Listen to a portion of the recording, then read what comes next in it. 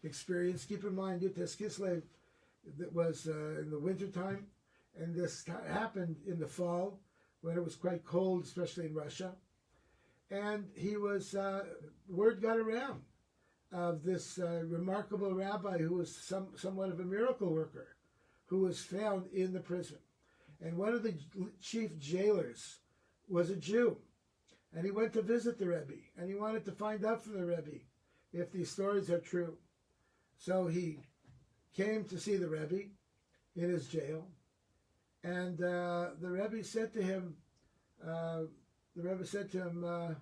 "Was machst du? Who are you? What are you doing? How are you?" And the man said, "I'm fine, I'm okay, but I came to find out if you are who they say you are."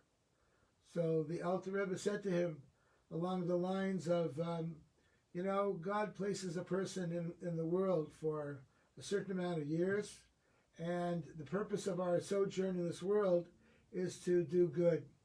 And as it happened, the number of years that the Rebbe pointed out in this talk was this man's exact age. It was his exact age, which was flabbergasted. He couldn't believe it. And the man was stunned and shocked. And the men asked the Rebbe a question. He asked him actually many questions in Torah learning. And one of the questions he asked the Rebbe was, why did God ask Adam, Ayeka, where are you? He knew where he was. Obviously, he's God. God knows where everybody is. Why did he answer him Ayeka? So then the Alter Rebbe said to him, because God asks each and every Jew, Ayeka, where are you? You live a certain amount of years. This is where he came to mention about how old this man was. And God will ask each person, where are you holding? Ayeka, where are you in life? The man started to shake, and he realized that the Alter Rebbe knew everything about him, every aspect about him. He was shocked. Well, the word of the Alter Rebbe being in jail got to the highest levels of the Tsarist regime, until the Tsar himself wanted to come and visit the Rebbe and find out if these stories are true. So the Tsar himself masqueraded, dressed up as a poor person, as a prisoner, and he went to the prison, and he went to the prison. I believe Petersburg was the capital of Russia at that time. He went to the prison, and right away the Alter Rebbe saw him coming, and stood up and said the blessing that one recites when one sees the leader of the country, a president, a king, or someone like that. And the Tsar was astounded by this. He said, what are you doing? And the Rebbe says, I know who you are. And this is, remember, before television, before a lot of pictures and photography. He says, I know who you are. And he says, how could you possibly know who I am? The Alter Rebbe said, two ways. One, a king always comes associated with angels. A king has a royalty to him, a special aura to him that nobody else has. I remember years ago when we had President Gerald Ford in San Diego at our annual fundraising dinner many, many years ago. And we all had the opportunity of being there when he came into the room. And I must say that when he came into the room, you felt royalty, even though he wasn't the president anymore. But there was a royalty, a feeling of greatness when he came into the room. And the Alter Rebbe said, when a king comes into a room, you feel it. You just know it. You can feel it, even though you don't know. You don't know for sure who he is, but you know something's going on. But the Alter Rebbe said there's another reason. He said that the guards went ahead of him and he went in the back. Well, usually when a prisoner is being accompanied, the prisoner usually comes in the front and the guards are standing in the back to accompany him. So the Alter Rebbe knew that this man must be somebody very, very, very special. The Tsar was astounded. He was shocked by this, and immediately he left. Later, it came out that the Alter Rebbe was slandered, and appropriate amounts of money was paid to redeem him from prison, And indeed, he was finally released, and the day became a very, very happy day. He was actually arrested other times as well, as were many of the Chabad Rebbeim. They were arrested for spreading Hasidus. Unfortunately, the people who snitched on them, who told on them, were Jews, were the opponents of the Hasidic movement, and they did this horrible thing. But nevertheless, the Rebbe had no grievance against them. He recognized the fact that they were told certain lies, and they didn't know what they were doing. So the Alter Rebbe was released from prison. The story goes that when he was released, he was told that he wanted to be released to this man who gave him the food. I think his name was Menachem. And so they sent him to this man's house named Menachem for Shabbos. He was released on a Friday. But it turned out it was the wrong Menachem. There were two Menachems. One was the leader of the opponents of the Hasidic movement, and the other is the follower of the Alter Rebbe. It turned out that he was sent to the first one, the Menachem, who was the opponent of the Hasidic movement. So after a month and a half of prison, he had to spend a Shabbos with this misnaged, this vile, vicious, anti-Hasidic misnaged opponent of the Hasidic movement. And he said that his whole month and a half in jail was nothing compared to the Shabbos he had to spend with this guy. It was probably very, very painful for him. He didn't let go. So let's continue a little bit with our Farbrengen. So we mentioned before that in each generation there is a greater light, a greater holiness, a greater spiritual energy that comes into the world. We know this for a fact on Rosh Hashanah itself. Every year brings a new light, a new spirituality to the world, a new divine energy to the world every single year. And that is true on Yotes Kislev as well. New things happen. Now, this year is a very unique year, obviously. It's a year of the virus. It's a year where people are confined more to their homes, where we're all walking around wearing masks all the time, and we're very, very careful about washing our hands. Never before in Jewish history or the history of the world did anything like this ever happen. It's a remarkable thing if you think about it. When we had the bubonic plague, when there were other pandemics in the world, it wasn't like this. It didn't have the reach of the people who it affected. It didn't have that reach. And a tremendous amount of people were killed. Proportionally, more people were killed then than now. Actually, in terms of numbers, more people have been killed and affected now than in the past. Just that because the population of the world is so much larger, so therefore it is it's considered much greater. But proportionally, there was a greater percentage of the world population, or the European population, killed by the bubonic plague, by the Black Death, as they called it, than now. So another aspect is that everyone here today is affected by it. Every single person is affected by it. And we are all very, very careful about what we do. So it's a really remarkable time. Another aspect, another difference between the plague of the past and today is that today we have medicines. We have medical techniques that can save millions of people's lives. Not just the vaccine, God willing, which will be out very soon, but we have medicine. We have ventilators that can save people's lives that ordinarily, in olden days, they never would have been saved. But today we have those abilities to do that. And most people, the vast majority, probably 90% of the people who are being infected by this virus are surviving. And that was certainly not the case during the plague, probably more than 90%. And another very interesting difference between today and the past is that in the old days, in the old plagues, the the children were the most affected by it, and children were dying more than anyone else. The older ones were not so much affected by it. This plague, it's exactly the opposite. The children, by and large, the youngsters, are not so much affected by it. They might get it, but it doesn't affect them so greatly.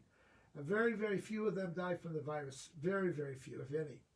But the elderly today are much more affected by it than old days. So we see from this the power of the youngsters, the power of the new generation, the younger generation, that Hashem wants to make sure that the younger generation stays fit and well to carry on the traditions of Judaism and Jewish life and humanity, for that matter, for the future. It is because of the children that we are going to survive this terrible, terrible plague. And we know that in Jewish tradition, when Hashem came to Moshe and asked, who will be a guarantor for the Torah? Who can I guarantee that will keep the Torah? Moshe at the end said, the children. Banenu, Arevim Badenu, our children will guarantee for us that they will keep the Torah. And for that reason, not the elderly, not the scholars, not the rabbis, but the children will be our guarantors. And for that, God accepted it and gave the Torah. So similar today as well, the children will be those who will guarantee the Torah. And therefore, today we're finding that education is a major issue in life, not just Jewish life, but in general. Should we keep schools open or closed? Should we teach children virtually or in person? And it's a tremendous, tremendous question. That is one of the major questions today. What should we do with the children? And how should we safeguard the children's education? Not just Jewish education, but general education. It's interesting that when this plague hit in last March, around Purim time, right after Purim, all the public schools closed down. They all closed down. They were terrified. And the teachers' unions were afraid that the teachers were going to get it. Probably rightly so. The only schools that did not close down were the Orthodox Jewish schools. They didn't function in person, but they functioned online. They were the first ones to recognize the fact that online learning can be an effective tool of learning.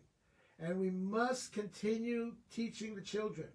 So the teachers went online and they started making videos and started teaching the kids so that the children should not miss a beat. This is the idea of the children are guarantors for us. And the children will keep Judaism keep going. And that's a very important idea. I remember my wife was a first grade teacher at the Chabad Hebrew Academy. She worked harder than she ever did before while she was in person, making videos and teaching kids online, preparing for classes till 10, 11 o'clock at night. It was a lot of work for her. And but nevertheless, we continued doing it until eventually the public schools and the other non-Jewish schools caught on, and they started doing online learning themselves as well. But we were really the first ones to do it because we recognized the fact that Torah learning is essential to our survival. The Rebbe points out, he says, we have to stand staunch and strong, ready to carry out in action whatever will be required of us according to the will of the giver. In this manner, we will truly accomplish the goal of bringing Mashiach. When we, as parents, make the proper resolutions, then, that the children will accept these resolutions as an inheritance, and the action of the children will further be enhanced when training and education given to them is in the same spirit. And we know that in the Chabad movement, education has always been a primary goal, a primary job to do. During the communist era, when Jewish life was so restricted, we kept going our underground schools in people's homes and in basements all over Russia. And education was not interrupted because we recognized the fact that it all has to do with our children. how important it is for our children. In fact, a very good friend of mine who is a Russian Jew came to America in the mid-1960s, or 1966, I believe. He came to New York, and his whole life until then was in the underground schools of Russia, I believe in Moscow. So he came to New York. He came from a Hasidic family, and the teachers were not sure what level to put him in, which class to put him in. I believe he was 16, 17, 18 years old, something like that. They were not sure. So they tested him. And remarkably, he was at exactly the same level, if not higher, than kids his own age. And they put him into the yeshiva, where he thrived in classrooms with children his own age, studying, and it was an amazing thing. So the underground schools in Russia kept Yiddishkeit going. It was uniquely the schools. They kept going. Many people suffered. Many teachers were sent away. Many parents were punished by the authorities. But the schools kept going. And it was an amazing, amazing thing. So education is, of course, the most important thing. And education is connected in general with the dissemination of Torah. How is Mashiach going to come? As the Baal Shem Tov heard from Mashiach himself, as we just mentioned, when the well springs of Hasidic philosophy overflow, then Mashiach will come. The Alter Rebbe stated that the holiday of Yutes Kislev would become a set festival, a holiday for all time. To this, the previous Rebbe added that it would be a holiday of holidays. The Alter Rebbe said it should be a holiday, but the previous Rebbe said Yom Tov should be Yom Tovim, a holiday of holidays. Therefore, anyone who lacked these powers before Yutes Kislev will now be endowed by these powers, and it will likewise bring the unity of our elders and our youth, our sons and our daughters, by having the power inside of us to spread Yiddishkeit, to spread Judaism, and to bring Yiddishkeit to every aspect of the world, and to teach not only the external but the internal aspects of Torah, the panemius of Torah, and have the light of panemius of Torah infiltrate and permeate the revealed aspects of the Torah. That is how Mashiach will come. You know, in Hasidic philosophy, we talked about 5 levels of the soul: Nefesh, Ruach, Neshama, Chaya, and the highest level of the soul is Yechida. Yechida Shem Nefesh. What is that level of Yechida? So we were told Yechida is the level of Mesiras Nefesh, of self-sacrifice. Yechida comes out when a Jew sacrifices himself for Torah, for God. Like when we fast on Yom Kippur, we're hungry, but we avoid that. We avoid eating and drinking, and we daven a whole day, and we pray to God. We do repentance a whole day, until finally, by the end of the fast, we're not hungry anymore. We have gone beyond our body, gone to a higher spiritual level. That's the level of Yechida. When a Jew who was raised completely assimilated, from Germany, for example, is marched into the gas chambers, and this person had no Jewish background at all. They might have intermarried even. They didn't keep Shabbos, they didn't learn Torah, they didn't daven, they didn't do anything. And just before they're about to die, they recite Shema Yisrael, Hashem Elokeinu, Hashem Echad, God, Hear, O Israel, the Lord our God, the Lord is one. That is an act of Mesiras Nefesh, of self-sacrifice that they've gone through, and through that we believe Mashiach will come.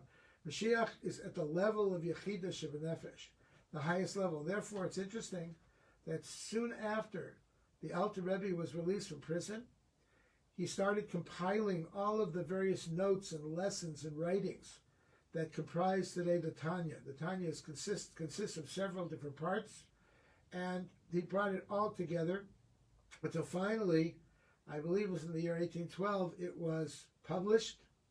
And disseminated all over. And a great miracle happened. The miracle happened that there was really very little opposition to it. You would think that with all the opposition to the Hasidic movement, there'd be tremendous opposition to the printing of the first collection of Hasidic philosophy. That's what you'd think, but it wasn't. It wasn't like that. Possibly because of the reputation of the Alter Rebbe himself, that he was known to be a very great Torah scholar, and everybody recognized that. Possibly because of the approbations that were written in the Tanya by very prominent rabbis, and very likely that by this time already, the opposition to the Hasidic movement had died down a great deal, and the Hasidim at this point were recognized. They weren't heretics. The early opponents of the Hasidic movement claimed that the Hasidim were heretics, and they realized at this point that they weren't. They were Torah-observant Jews, and they were not saying things that were outside of the realm of Torah Judaism. So at that point also, it was considered accepted already by that time. Later Hasidic writings by future subsequent Chabad Rebbeim were disseminated very widely, and there was really no opposition to them as well. So at one point it says in the book of Yeshaya regarding the blessings that Hashem is giving to us during this Yutes Kislev, he says, in an instant the land of Canaan will become Eretz Yisrael, and a great company will return there, tremendous amount of people, Kibbutz Galias, we're seeing it happening right now with all the Jews who are going back to Israel, in the Holy Land, a land which is blessed by God from the beginning of the year to the end of the year, it says in Devarim, that the blessings of God are tremendously seen in the land of Israel. If you don't believe me, go there, you'll see yourself. The complete land and all of its boundaries, we see that Israel has spread out from the original boundaries from before 1948. Now there are larger boundaries, thank God. It will be expanded to include the Kenai, the Kenizi, the Kadmoni, all of the Canaanite nations where they live. All this come with the blessings of peace, Shalom Aleichem. The nations will peacefully ask that we take the land, as it said. In other words, today, unfortunately, the nations of the world are saying, give the land back. Give the land to the Arabs. But when Mashiach comes, the nations of the world will stand strong, and they will say, no, keep the land. The land is yours. Keep the land. As we found the last administration, the American administration said, the Golan and the West Bank and all these things, East Jerusalem, they all belong to the Jews. These are messianic prophecies. As it says in Yeshaya, and kings shall be your foster fathers, and their queens your nursing mothers. They will all follow, they will all be with you. And in one instant, we will be in the Holy Land with the true redemption. And that is the bracha of Yutes Kislev, that God willing it should happen in a moment. And I want to wish you all a very festival, good Yom Kippur, a very festival Yutes Kislev and Hanukkah. I'd like to remind everyone in the San Diego area that we are having two very special events on the first night of Hanukkah, Thursday night, December the 10th at University Town Center. We are having a give out. We're going to be giving out menorahs and dreidels and Hanukkah gelt and an arts and crafts project for Hanukkah for everyone. You do need to reserve. We only have about 200 that we're able to give out. It'll be from 5 o'clock till 8 o'clock. You can reserve through our website, chabaduc.org, or through University Town Center to make your reservation. If we have extras afterwards, we will be happy to give to walk-ins. Then on the following Monday, on December the 14th, we are having Gad Elbaz in concert at the Del Mar Fairgrounds. It's going to be a tremendous concert. Everyone's in their car, and you'll be able to hear an incredible concert with Gad Elbaz. You need to make reservations. There is a charge for that. And get in touch with Chabad UC. and we can give you reservations for that as well. Shalom, and have a happy Hanukkah.